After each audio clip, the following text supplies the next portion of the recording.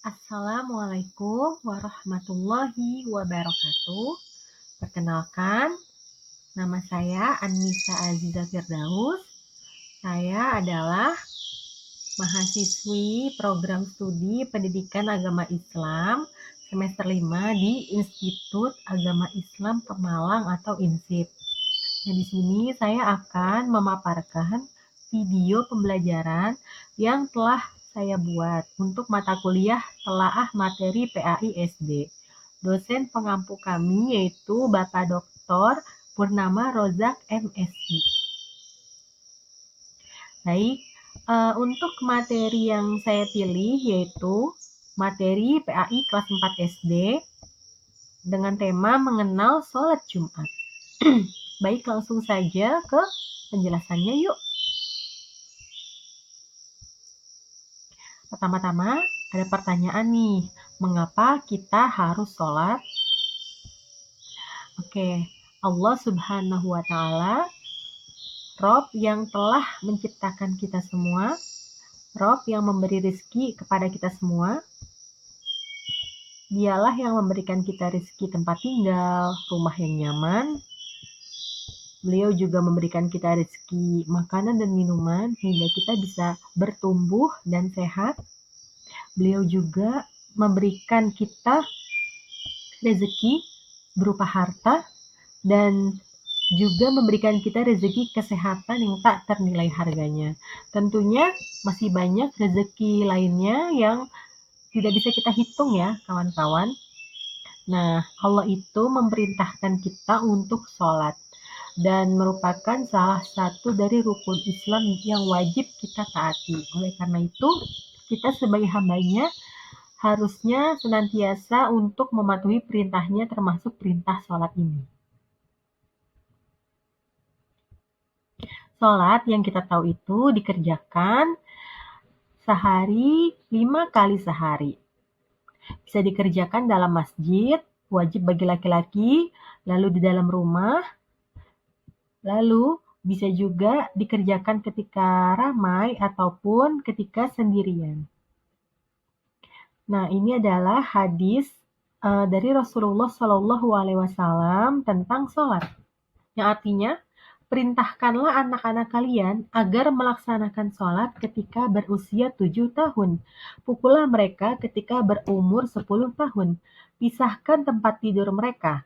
Hadis riwayat Abu Daud dari Amr bin Syu'aib dari ayahnya, dari kakeknya.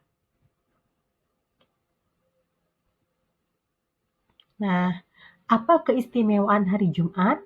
Mengapa umat Islam melaksanakan sholat Jumat? Rasulullah bersabda bahwa hari Jumat adalah tuannya semua hari dan hari yang paling agung. Bahkan bagi Allah hari Jumat lebih agung daripada hari raya Idul Fitri dan Idul Adha. Inilah keistimewaan hari Jumat. Pada malam dan siang hari Jumat, kita dianjurkan untuk membaca surat Al-Kahfi dan dianjurkan untuk memperbanyak membaca sholawat kepada Nabi. Bagaimana bacaan sholawat yang biasa kalian baca di rumah? Ayo bersolawat. Allahumma sholli ala Muhammad wa ala ali Muhammad.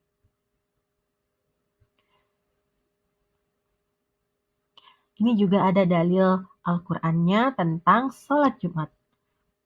Wahai orang-orang yang beriman, apabila telah diseru untuk melaksanakan sholat pada hari Jumat, maka segeralah kamu mengingat Allah dan tinggalkanlah jual beli.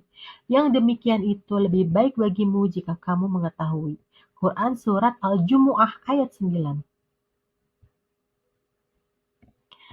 Sholat Jumat adalah sholat 2 rakaat yang dilakukan pada waktu zuhur hari Jumat. Sholat Jumat didahului dengan 2 khutbah. Sholat Jumat hukumnya fardu ain, yaitu kewajiban bagi setiap orang. Siapa saja yang wajib melaksanakan sholat Jumat? Yang pertama, Muslim. Yang kedua, laki-laki.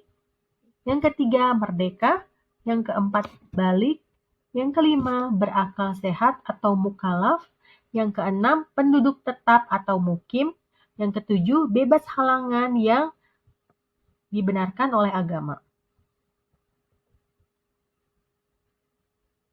Bagaimana dengan perempuan, anak-anak, dan orang yang sedang berada dalam perjalanan jauh? Apakah mereka wajib mengerjakan sholat Jumat? Tidak wajib mengerjakan sholat Jumat bagi pertama perempuan, lalu anak-anak kecil, lalu orang yang sakit, dan musafir atau orang yang sedang dalam perjalanan jauh. Jika hendak pergi sholat Jumat, Rasulullah menganjurkan kita untuk mandi, memakai pakaian terbaik, yang ini nggak harus baru atau mahal ya, yang penting bagus, bersih, dan rapi. Lalu jangan lupa memakai minyak wangi supaya wangi. Bagaimana tata cara sholat Jumat? Yang pertama, menyegerakan pergi ke masjid untuk sholat Jumat. Yang kedua, masuk ke masjid dengan mendahulukan kaki kanan dan berdoa. Doanya, Allahumma ftahli abwaaba rahmatik. Artinya, ya Allah, bukalah untukku pintu-pintu rahmatmu. Yang ketiga, menjaga adab di dalam masjid. Antara lain, menjaga kebersihan dan tidak mengotori masjid, lalu tidak berdiam diri bagi orang yang sedang junub dan haid. Yang keempat, dianjurkan melakukan sholat sunnah tahiyatul masjid. Sholat sunnah tahiyatul masjid adalah sholat 2 rakaat yang dikerjakan sebagai penghormatan kita ketika memasuki masjid. Yang kelima, dianjurkan untuk melakukan sholat sunnah lain sebelum azan dikumandangkan. Lalu, ketika masuk waktu sholat zuhur, muazin mengumandangkan azan. Bagaimana sikap kalian jika mendengar azan? Ada masjid dengan muazin yang mengumandangkan 1 kali azan sholat Jumat. Ada juga yang mengumandangkan 2 kali azan. Pada masjid yang mengumandangkan 2 kali azan, setelah azan pertama, jamaah diberi kesempatan untuk melakukan sholat sunnah qobliyah Jumat. Selanjutnya, muazin mengumandangkan azan kedua. Lalu yang ketujuh, khatib menyampaikan 2 khutbah di atas mimbar sambil berdiri. Khutbah pertama dan kedua dipisahkan dengan khatib duduk. Ketika khatib duduk, jemaah dianjurkan untuk berdoa. Waktu di antara 2 khutbah termasuk waktu mustajab untuk berdoa loh.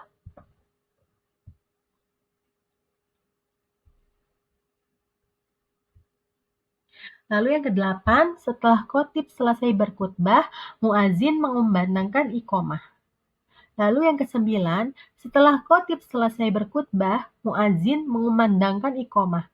Dalam pelaksanaan sholat berjamaah, meluruskan dan merapatkan shaf atau barisan merupakan keutamaan dan kesempurnaan sholat berjamaah, termasuk dalam sholat jemaah Jumat. Lalu yang ke-10, sholat Jumat 2 rakaat dilakukan secara berjamaah dipimpin oleh seorang imam. Tata cara sholat Jumat sama dengan sholat fardu ain lainnya. Lalu yang ke-11, zikir dan berdoa sesudah sholat Jumat. Berapa jumlah paling sedikit jamaah sholat Jumat? Sholat Jumat dilakukan secara berjamaah. Sholat Jumat dinilai sah jika yang berjamaah sebanyak 40 orang. Mereka termasuk orang-orang yang wajib sholat Jumat. Sebagian ulama mencukupkan jumlah paling sedikit sholat Jumat sebanyak 12 orang. Ada juga yang menyatakan cukup 3 orang saja. Betapa pentingnya sholat Jumat itu. Alhamdulillahirrabbilalamin. Sekian pemaparan materi dari saya mengenai sholat Jumat. Semoga bisa bermanfaat dan menambah wawasan teman-teman semuanya ya. Terima kasih atas perhatiannya. Wassalamualaikum warahmatullahi wabarakatuh.